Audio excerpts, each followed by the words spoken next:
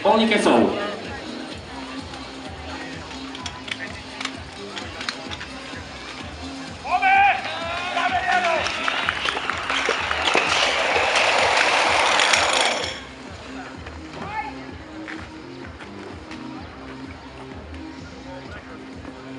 Pravodne zvládol aj bariéru 2-metrovú prebeh cez hladinu.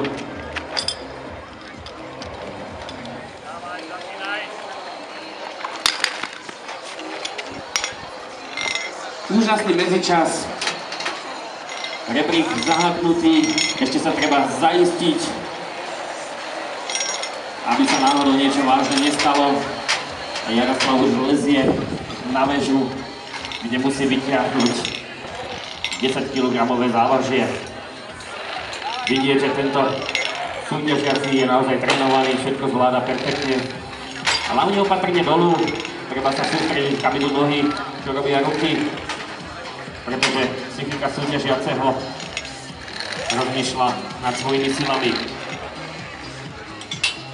Väža zdolaná, Jaroslav začína zmotávať hadice, ako vidíme, obidve súčasne, čo pri správnej technike môže ušetriť čas, alebo aj nemusí, keď sa náhodou niečo stane. Vidíme, že v tomto prípade je to natrénované, že nejaký čas tam určite získa. Už je v polovici hadíc.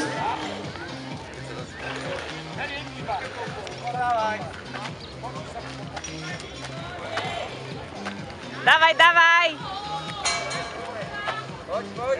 Poď!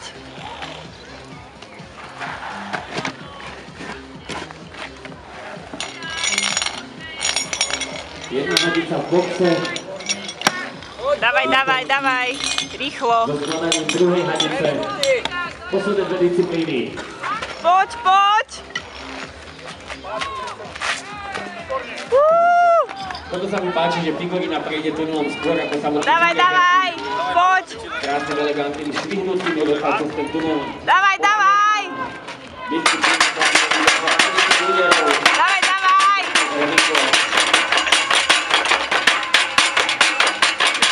Poď, poď, poď!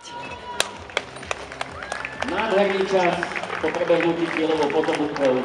2 minúty 29 sekúnd a 64 stotín. 2 minúty 29 sekúnd 64